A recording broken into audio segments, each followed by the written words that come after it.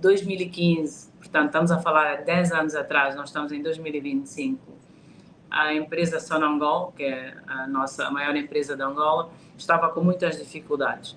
Tinha muitas dificuldades financeiras, porque o preço do petróleo estava muito baixo. E, naquela altura, o governo angolano sentiu necessidade de contratar-me, a mim, bem como algum grupo de consultores, para vir ajudar a transformar e a reestruturar a Sonangol.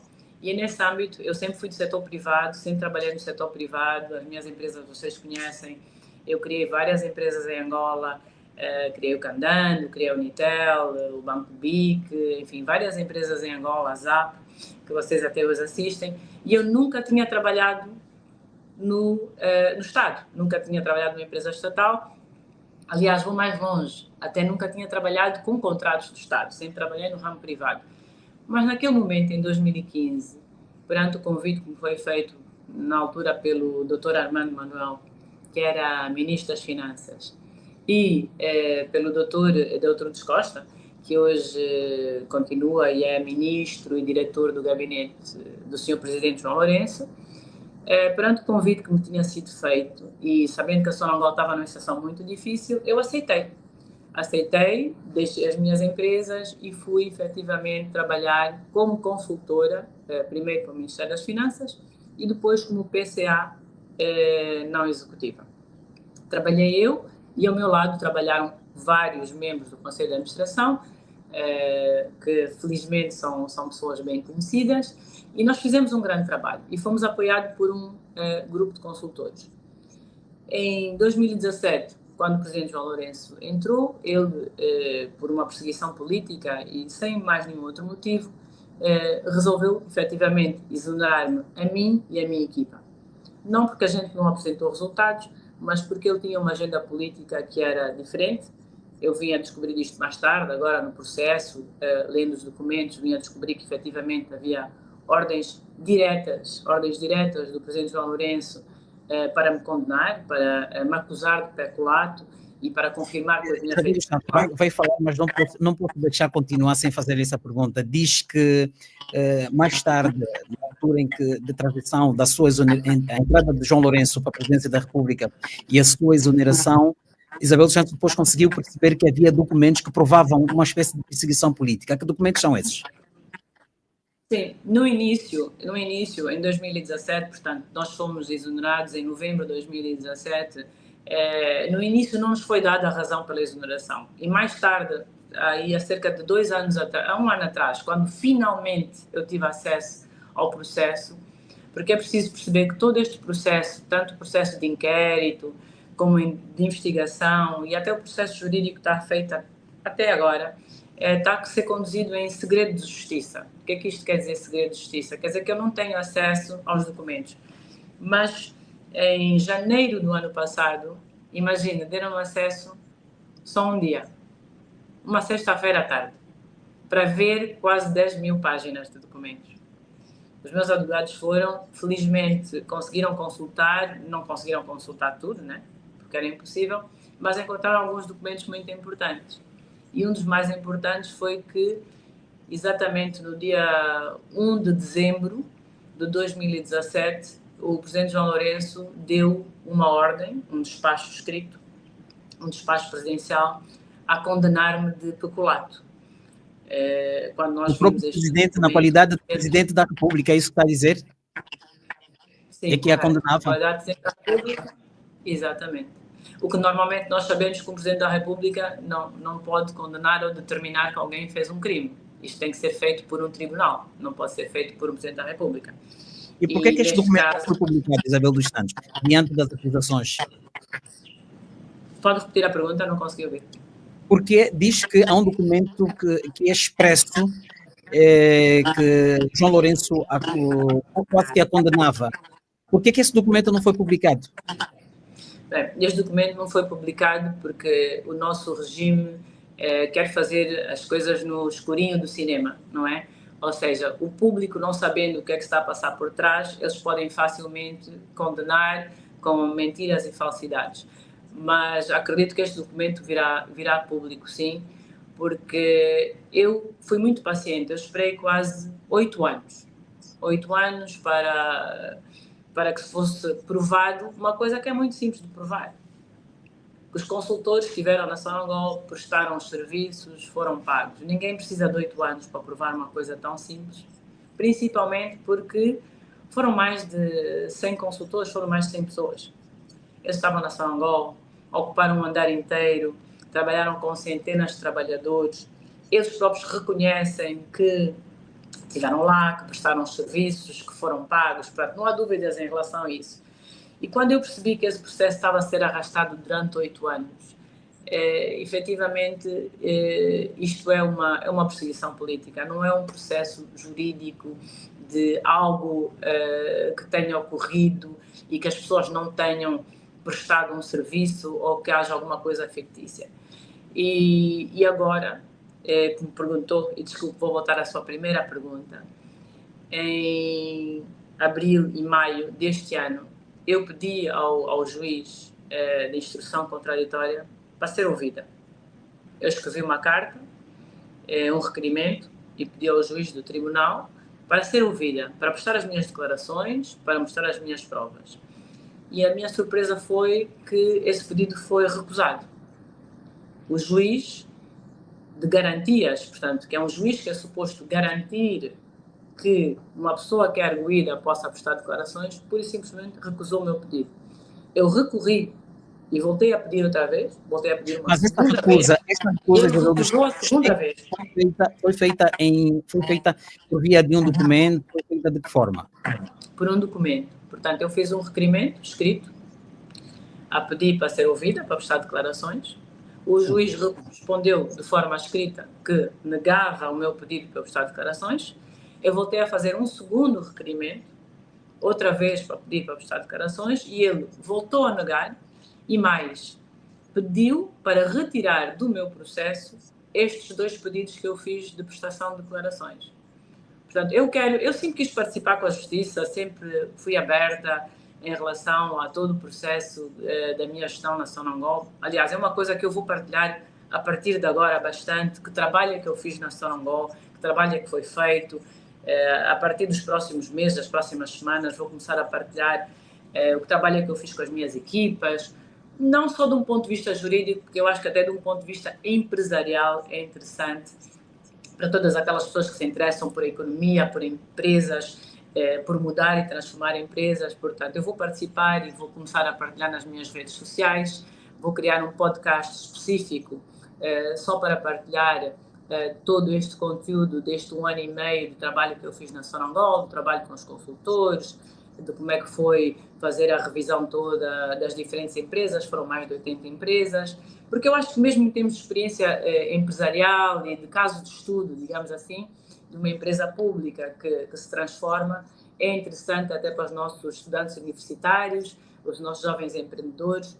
E por que só agora, Isabel dos Santos, com alguma informação que tem que possa dependê-la, por que só agora, quase 8 anos depois, é que decide começar a divulgar esses documentos que eventualmente possam proteger e julgar a seu favor?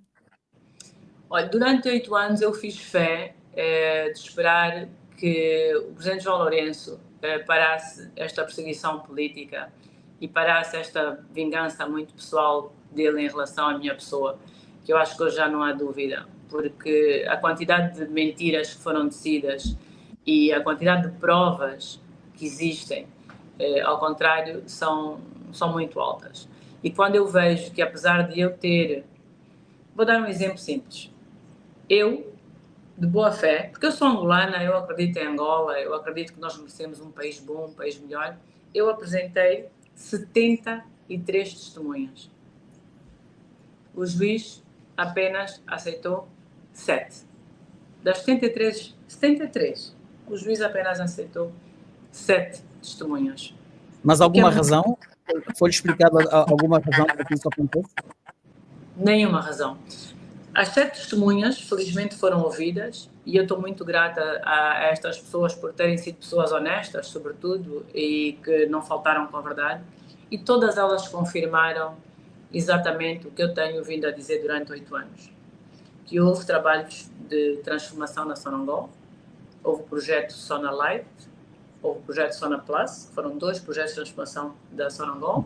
Houve o projeto Somos Energia e, em seguida, houve todo um trabalho, todo um conjunto de reestruturação e de melhoria e de mais eficácia na empresa.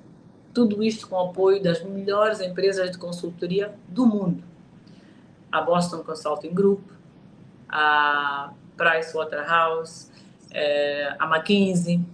Portanto, isto são empresas globais, são líderes mundiais que trabalham com a Coca-Cola, que trabalham com a DHL, que trabalham com a McDonald's, trabalham com a Google. Isto são as maiores empresas de consultoria do mundo.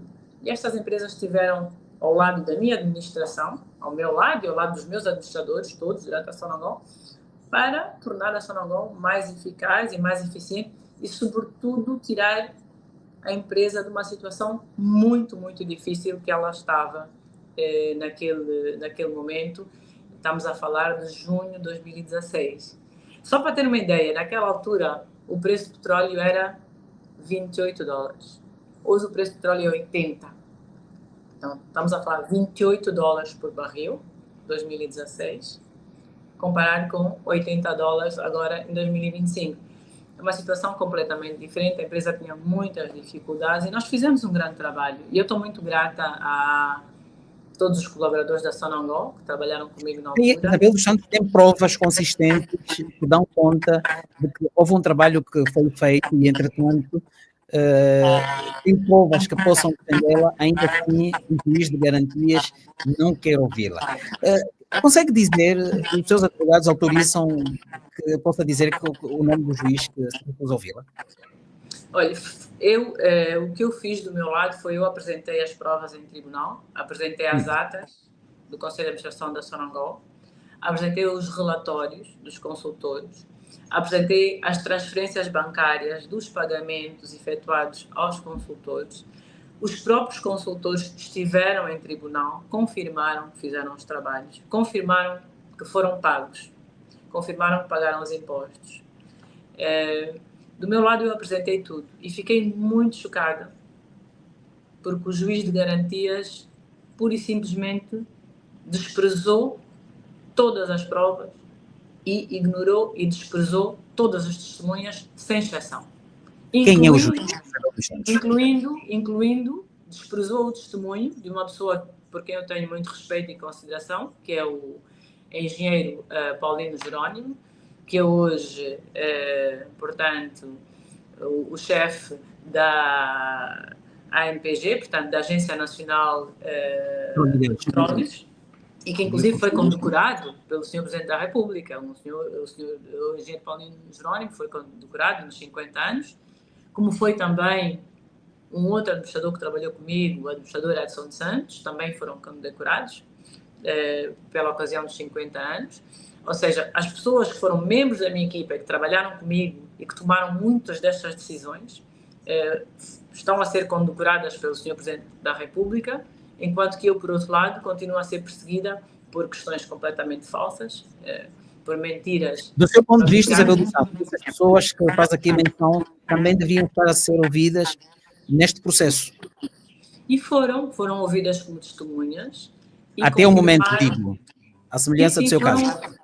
Foram ouvidas como testemunhas. Foram ouvidas como testemunhas e confirmaram que sim, que os trabalhos foram realizados, que, por exemplo, na questão do aumento dos salários da Sonangol, que foi uma decisão do Conselho de Administração, que foi aprovado, que na questão dos impostos, que os impostos foram pagos, que não havia impostos devidos ao Estado angolano pela Sonangol na altura em que nós fomos exonerados, foram ouvidos, só que o juiz ignorou tudo, desprezou tudo. Não pôs uma única frase, não pôs uma única palavra, zero, do que disseram as testemunhas. O despacho de pronúncia não tem uma única palavra, não tem única frase ou de uma prova ou de um depoimento de uma testemunha.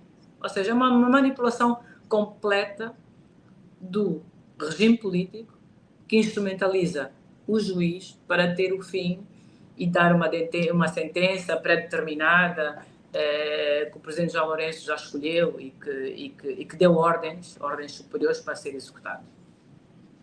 Quer dizer o nome do juiz que se recusou a ouvi-la?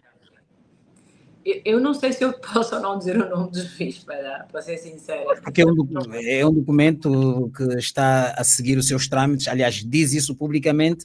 Não creio que haja algum problema em dizer quem é o juiz que se recusa a ouvi-la quando existem provas consistentes do seu lado que lhe permitem até dizer que está a ser perseguida pelo Presidente da República. Isso eu posso dizer com bastante certeza. Como eu disse, eu tenho o despacho do Presidente da República assinado, afirmando que eu cometi peculato, assinado a 1 de dezembro de 2017. Portanto, esse despacho eu tenho em posse, está assinado pelo Presidente João Lourenço, e esse eu posso confirmar. Quanto ao nome do juiz, como digo... Não foi aconselhado ainda divulgar este documento em que João Lourenço determina a sua sentença?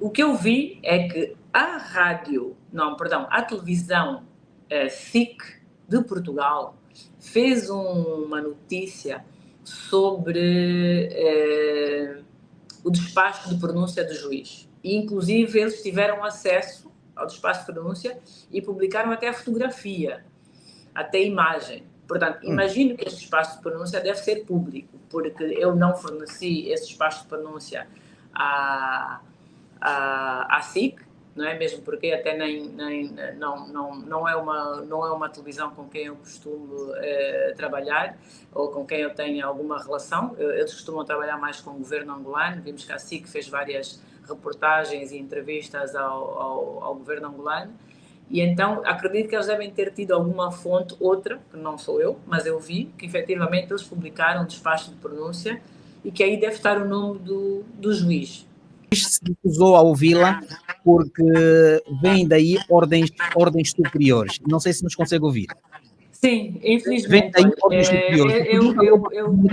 A pergunta logo a seguir, porque isso tudo cai sobre a perseguição política de que tanto fala, aliás, desde o início do processo.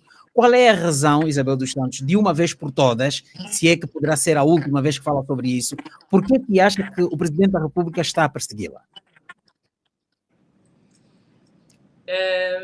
João Lourenço, Isabel dos Santos. Eu gostava de explicar o seguinte: estás a falar de crimes e estes crimes têm uns nomes tão grandes e complicados que eu quero explicar à audiência o seguinte. Primeiro, eu quero explicar à audiência que aquilo que está em tribunal hoje, que a PGR tenta me acusar, não tem nada a ver com as minhas empresas Unitel, Banco BIC, BFA, ZAP, Só quero esclarecer isto, eu peço só um minuto porque é importante, porque eu recebo tantas vezes essa pergunta. Ou seja, não tem a ver com nada, que há dúvidas que eu tirei erário público para construir essas empresas, não tem nada a ver. Mesmo porque estas minhas empresas foram construídas muito antes de eu ir para Sonangol. Não tem nada a ver. Sobre as suas empresas, Isabel dos Santos, nós vamos falar também sobre isso um pouco mais lá para frente, mas eu gostava mesmo que respondesse na sequência da conversa que víamos tendo. Diz que o juiz se recusou, um juiz, não quero dizer o nome, não sei por que razão também, eventualmente Isabel dos Santos tem medo, não sei, vai poder dizer. Eu posso explicar, a razão é simples, nós temos uma lei em Angola que tem um quadro legal chamado segredo de justiça. De justiça. Exatamente. Portanto, quando um dossiê ou um processo foi consagrado em segredo de justiça, as partes que fazem parte do processo não podem divulgar certos elementos sobre o risco de violarem o segredo de justiça. Violar o segredo de justiça é crime. Portanto, não é uma questão que eu tenha medo. Deixa-me acabar. Não é uma questão que eu tenha medo, mas eu respeito a lei. Eu respeito a lei porque eu acho que a lei é fundamental em qualquer sociedade para nós vivermos bem. E hoje uma das coisas que preocupa é que, efetivamente, os nossos tribunais e os nossos juízes não respeitam a lei. Mas, apesar disso acontecer, eu continuo a ser um cidadão que respeita a lei e que acredita. E eu não revelar, talvez, algum dos detalhes, algumas das perguntas que me está a fazer, tem a ver, efetivamente, que o processo hoje segue sob segredo de justiça. Mas a justiça certamente não impede. Fosse revelado. Desculpe. Sim, mas a justiça certamente não impede que nos responda. Por que que acha que João Lourenço está a perseguir assim Isabel dos Santos? Qual é a Sim, razão? claramente, porque neste caso já não estamos a falar de uma questão de justiça, nem de uma questão jurídica, mas sim de uma questão política. E é uma questão política profunda.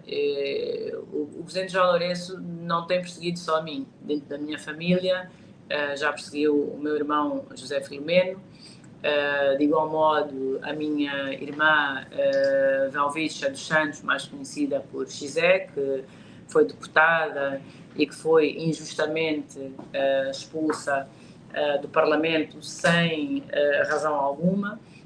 Portanto, isto é uma senda do presidente João Lourenço que eu acredito que tem a ver com o legado do presidente José Eduardo Santos. Acho que o presidente João Lourenço teima até hoje em destruir o legado do presidente José Eduardo Santos. Nós vimos isso na condecoração das medalhas, o papel que foi dado a José Eduardo Santos, apesar de ser o arquiteto da paz e um dos pais da nação. Eu digo um dos pais porque o Dr. Agostinho Neto também é um pai da nação. Para mim são pais da nação, ambos são. E vimos que há, da parte do presidente João Lourenço, uma vontade muito grande, e acredito também dentro da ala que ele defende, dentro do próprio MPLA, em apagar este legado. E eu acho que é a partir disto que ele desencadeia. Diga-me. Por quê? Por que que acha que há uma vontade deliberada do presidente João Lourenço em apagar o legado de José Eduardo Santos?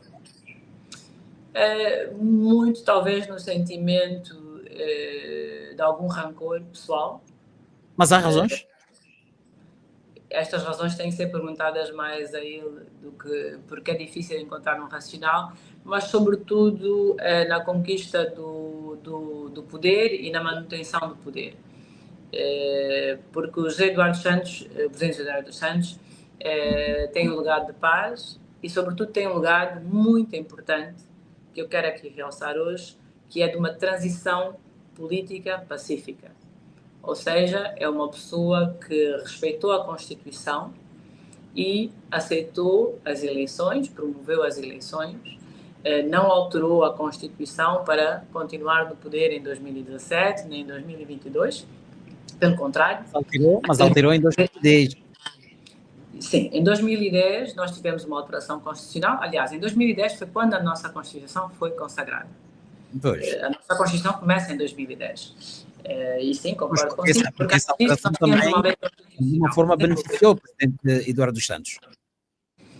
Bem, o beneficiar do ponto de vista político para a continuidade da gestão do partido da altura beneficiou o partido MPLA, sem dúvida, o partido no seu todo. Não beneficiou uma pessoa em particular. Mas acho que, sobretudo, também foi um benefício para a nação, porque eu, honestamente, vou rebater as ideias de quem diria que em 2010 Angola estava pronta para uma transição política quando tinha acabado de sair da guerra em 2002 e 2006 e ainda se encontrava com as instituições extremamente frágeis. Portanto, todos os países têm que ter um tempo para se consolidar, para criar leis, para criar instituições mais fortes e efetivamente implementar um Estado democrático de direito. Angola levou o seu tempo, é normal. Eu não sou política, portanto, eu quero aqui ficar bem claro que qualquer exigência que me venha a ser feita nesta entrevista do legado político que haja do MPLA, estas perguntas têm que ser colocadas às pessoas que fizeram e que tomaram essas decisões. Eu não fiz parte delas. Em 2010 eu era uma pessoa muito jovem, era uma criança. Portanto, não fiz parte dessas... Como quem disse, Isabel dos Santos é mais velha que eu e eu, no entanto, não era criança na altura. Mas deixa-me... Sim, mas olha, mas eu duvido que na altura você já tivesse idade de votar. Porque se você já tivesse idade de votar nessa altura, quer dizer que você é mais velho que eu. 2010? Porque eu em 2010 não tinha idade de votar. 2010? E nem tinha idade de ser ministro. E, aliás, nunca fui ministro. Isabel dos Santos, nunca fui ministro. 2010, Isabel dos Santos não tinha idade de votar. Nunca ocupei nenhum lugar de chave ou de importância no MPLA e nunca fiz parte das decisões da lei do nosso país. Isto é uma verdade que eu quero que fique clara, porque eu acho que cada um de nós tem a responsabilidade sobre os atos que toma e sobre as atitudes que fez na vida. Eu assumo as minhas, eu assumo os trabalhos que eu fiz, assumo as coisas certas, assumo as coisas erradas, assumo o que eu tenho que aprender, o que eu sei, não tenho problema em relação a isso. Mas não posso, de maneira alguma, assumir coisas que não são minhas e que, felizmente, há todo um partido político, o MPLA, para perfeitamente vir aqui explicar as razões que os tomaram, os que levaram a tomar as diferentes decisões que eles tomaram durante os últimos 20, 30 anos de gestão do país. Pois, nós não vamos falar novamente da alteração da Constituição em 2010, porque senão entraríamos num campo, mas certamente que em 2010 Isabel dos Santos deve estar fazendo alguma confusão, já votou, pelo menos nessa altura. Não estará a falar de 2010, talvez em 92 ou coisa parecida. Mas vamos ainda regressar ao ponto em que estávamos. Isabel dos Santos diz que João Lourenço ditou a sentença condenando-a mesmo, mas não me disse claramente as razões possíveis de João Lourenço querer apagar o legado do seu pai, querer destruir a sua família. Eu parto do princípio porque ele pretende construir o seu próprio legado e pretende ele deixar a sua marca política e histórica em Angola, e que para isso sente necessidade de efetivamente não deixar a marca e o legado do arquiteto da paz, engenheiro José Eduardo Santos. Pois bem, e durante este tempo, Isabel dos Santos, que vem sendo julgada, apontada, se considera que o Poder Judicial não é independente, por que acredita que qualquer recurso dentro do país ainda possa ser feito? Olha, eu acho que num país em que não há justiça para uma pessoa, não há justiça para todos. Porque do momento em que a justiça deixa de ser independente, deixa de ser justa, e que os juízes deixam de cumprir as leis, da mesma maneira que eles hoje não cumprem a lei, no meu caso, amanhã não cumprirão a lei em outros casos também. Ou seja, passamos todos a ser um país mais frágil, onde os nossos direitos e as leis que nos protegem deixam de nos proteger. E isto numa sociedade é extremamente perigoso. Eu digo que é perigoso porque nós já vimos que as ditaduras, os regimes autoritários, a primeira coisa que fazem é efetivamente instrumentalizar a justiça, fazer com que a justiça não funcione e dessa forma a sociedade e os direitos civis tornam-se muito mais frágeis. Isabel dos Santos, há uma narrativa, há uma corrente que também defende que a sua nomeação na Sonangol também foi um ato político. Quando considera que as decisões agora do tribunal são políticas, não está a dizer isso porque é uma situação que está em seu desfavor, quando a sua nomeação também terá sido por razões políticas? Bem, a minha nomeação na Sonangol não foi por razões políticas, por uma questão muito simples, porque eu efetivamente não fazia parte, e como digo, nunca fiz parte dos órgãos políticos do país, não fazia parte do Bureau Político, não fazia parte do Comitê Central. Portanto, a minha nomeação na Sonangol tem a ver com o meu percurso como empresário, o facto de eu vir do lado privado, portanto, do setor privado, da atividade privada, de ter construído várias empresas e que a Sonangol precisava de uma pessoa capaz de reestruturar, de um ponto de vista, a gestão da empresa. Para mim, a gestão de uma empresa não pode ser política. Portanto, qualquer pessoa que venha defender, vamos colocar um político à frente de uma empresa, muito bem. O político à frente de uma empresa pode ser, talvez, para desenvolver relações institucionais, para fazer networking, para fazer lobbying. mas um gestor não é por cariz uma pessoa política. Concordo consigo que ser nomeado para cargo do PCA da Sonangol efetivamente uma nomeação por decreto, porque na nossa lei as nomeações dos conselhos de administração das empresas públicas são feitas por decreto. Portanto, sim, fui nomeada por decreto. Aliás, a minha nomeação, houve um grande debate se eu tinha mérito ou não de estar à frente de uma empresa como a Sonangol. Esta questão foi, inclusive, vista pelo Tribunal Supremo, na altura, e o Tribunal Supremo, depois de vários meses de análise, etc., emitiu um acórdão que foi assinado unanimamente por todos os juízes, reconhecendo que a minha nomeação não tinha ilegalidades e que era uma nomeação por mérito. Não podia ter sido, tal como diz agora que é uma interferência política no judicial, não teria sido também por interferência política, porque na altura o seu pai era o Presidente da República? Não há essa possibilidade? Na altura, o meu pai era, sem dúvida, o Presidente da República. Eu acho que isso não está em causa. Mas também o que não está em causa é que, na altura, eu era uma das maiores empresárias do país, com muita experiência, que tinha talvez feito coisas extremamente difíceis, montado empresas de raiz, que muitos conhecem, de formação a milhares de jovens, não estou a dizer isto de forma leve, foram projetos difíceis de montar, portanto eu construí de raiz empresas como o Candan, que é a empresa de retalho moderno, construí de raiz uma empresa como a Zap, que é uma empresa moderna de distribuição de sinal televisivo, construí de raiz a Unitel, desde 1998, como operadora móvel. Ou seja, eu já tinha construído muitas empresas, gerido muitas empresas e emprego muita gente e formado muita gente. Quando eu chego a Sonangol,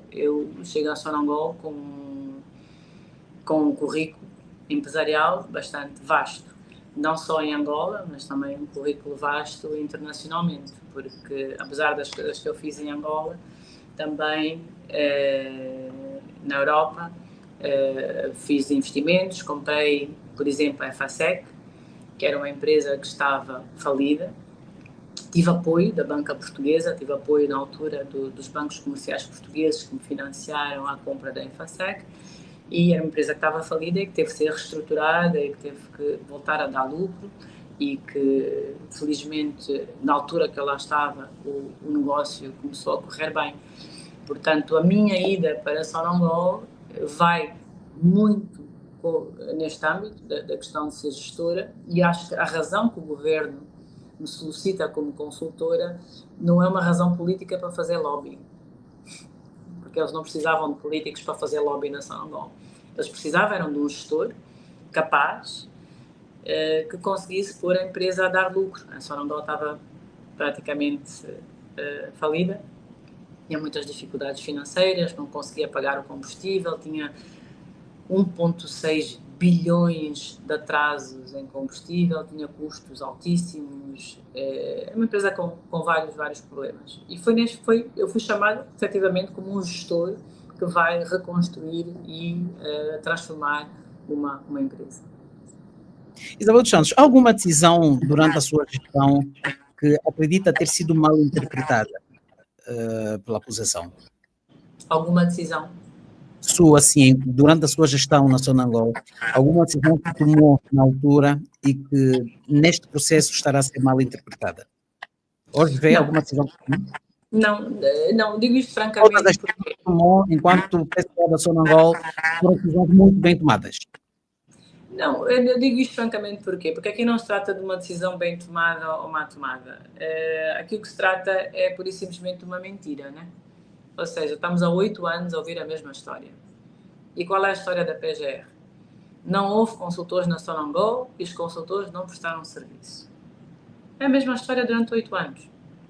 8 anos, a PGR de Angola repete que a Boston Consulting Group não estava na Sonangol, que que a McKinsey não estava na Sonangol, que a Pricewaterhouse não estava na Sonangol, que elas não prestaram serviço e que elas não foram pagas. Então a minha pergunta é, se estas empresas não estavam na Sonangol, quem eram aquelas 100, 130 pessoas que ocupavam o piso que lá estava? Quem eram as pessoas que estão relatadas em centenas de atas de várias reuniões que houve na Sonangol? E porquê que estes mesmos consultores, são consultores mundiais, que trabalham com a Google, que trabalham com montes de gente, porquê que eles próprios confirmam que eles estavam na Sonangol, que eles trabalharam, que eles foram pagos? Todos confirmam, não há dúvida. Há transferências bancárias, sim, diretas. E mais, quero aqui dizer uma coisa, se calhar eu nunca disse no passado. Sabe que a maior parte dos pagamentos aos consultores não foram feitos por mim? Quem os fez? Foram feitos quando o engenheiro Paulino Jerónimo, que era presidente da Comissão Executiva, foram feitas sob a gestão dele. A maior parte dos pagamentos foram feitos e com autorização dele. Portanto, e porquê que não revelou isso também, em seu favor? Eu tenho revelado, sabe? São 8 anos que eu repito a mesma história, mas eu acho que talvez a PGR acredita que se eles contarem uma mentira 100 vezes, ela vai ver a verdade. Mas se eles contarem uma mentira 100 vezes, eu vou contar a verdade 1000 vezes. Porque eu não me vou cansar de dizer a verdade e a verdade vai prevalecer. Porque a mentira tem um defeito. É que ela é uma mentira.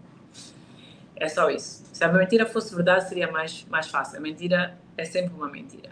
E a verdade é que são centenas e centenas de trabalhadores que viram os consultores, que trabalharam com eles, que os serviços foram prestados. Disso não há dúvidas alguma. Não há dúvidas. Agora é preciso perceber o porquê que a PGR, durante 8 anos, continua a insistir nesta mesma história e continua a querer levar, inclusive, esta história a julgamento. Isto é que é o mais incrível, é querer levar esta história a julgamento, querer fazer um julgamento onde o juiz ignora todas as provas e ignora todas as testemunhas. Bom, se isto não é perseguição política, realmente não sei definir então o que é uma perseguição política. Isabel dos Santos é acusada de, digo assim, de 11 crimes. O tribunal fez cair recentemente 4, diz que tudo é uma mentira. Nada de que é acusada para si constitui alguma verdade. Ou seja, Isabel dos Santos não cometeu absolutamente nada diante do que está a ser dito pelo tribunal. Exato. É tão simples como isso. E para poder ajudar as pessoas a perceberem melhor porque é que eu digo isto, eu vou dizer exatamente das 4 coisas que eu sou acusada. Eu sou acusada de 4 coisas, de 4 factos. Primeiro, sou acusada que não houve consultores na Sonangol e que eles não prestaram serviço e que o dinheiro foi para mim e que não foi para pagar os consultores. Esta é a primeira acusação. Segunda acusação, sou acusada de que se aumentou os salários na Sonangol e que estes salários não havia conhecimento e que não estavam registrados na contabilidade. O que é uma mentira. Os salários estavam registrados na contabilidade, os contratos, tanto de trabalho como os contratos dos administradores, de mandatos, foram feitos pelo departamento jurídico, pela direção jurídica da própria Sonangol e pela própria direção de recursos humanos, e todos os pagamentos foram feitos das contas da Sonangol, via bancária, para os diretores e para todos os administradores. Todos receberam salários, todos pagaram impostos. Tudo isto está relatado nas contas da Sonangol, que foram aprovadas tanto pelo Ministério das Finanças como pelo Ministério dos Petróleos. Portanto, isto é a segunda acusação, salários. A terceira acusação que me fazem é de não ter pago o imposto que a Sonangol devia ao Estado em 2017. Bem, para aqueles que são empresários, sabem que os impostos são calculados a dia 31 de dezembro de 2017. Eu fui exonerada em novembro de 2017. Ou seja, quem tinha que pagar este imposto de 31 de dezembro de 2017 foi o meu sucessor. Foi Carlos Saturnino. Portanto, este imposto que eu sou acusada de não ter pago, mesmo que eu quisesse ter pago, eu não poderia como ter pago, porque eu em novembro já não estava na Sonangol. Eu fui exonerada em novembro. E os impostos são pagos a 31 de dezembro. O ano fecha 31 de dezembro e podem ser pagos até março. Portanto, isto é a minha terceira acusação, impostos. E a quarta acusação é que uma empresa chamada Monjasa seria do meu esposo, ou relacionada ao meu esposo, e que eu teria vendido a esta empresa petróleo ou produtos derivados de petróleo a um preço mais barato. Ora, esta empresa Monjasa é uma empresa internacional, global, que não tem nada a ver comigo ou com o meu marido. É uma empresa com 50 escritórios no mundo todo, é conhecida no mundo todo, é uma trader internacional. O contrato assinado entre a Monjasa e a Sonangol é assinado entre Monjasa e Sonangol Hong Kong, não Sonangol EP. Quem assina por Sonangol Hong Kong é Sandra Júlio. Assina em representação da Sonangol Hong Kong. Quem assina em representação da Sonancy, em Angola, é a esposa do Carlos Saturnino, doutora Filomena. Ou seja, em nenhum lado eu estou envolvida nesse negócio. Em nenhum lado eu tenho nada a ver com este negócio. Nem sou dona, nem o meu esposo é dono da Monjasa, porque é uma empresa internacional, global. Os acionistas estão todos listados na página. Portanto, é uma empresa internacional que nada tem a ver connosco. E, por outro lado, quem assinou os contratos foi Sandra Júlio, por Sonangol Hong Kong. Portanto, Sandra Júlio é uma senhora que representa a Sonangol em Londres, já há mais de 20 anos. E a doutora Filomena, que é a esposa do Carlos Saturnino. Portanto, é um contrato que não tem nada a ver comigo. Então, só vou rapidamente recapitular. Sou acusada de 4 coisas. Primeiro, que não houve consultores, que os trabalhos de consultores são fictícios. Segundo, de aumento de salários. Terceiro, não pagar impostos. E quarto, da Monjasa. Todas estas 4 acusações são falsas e são mentira.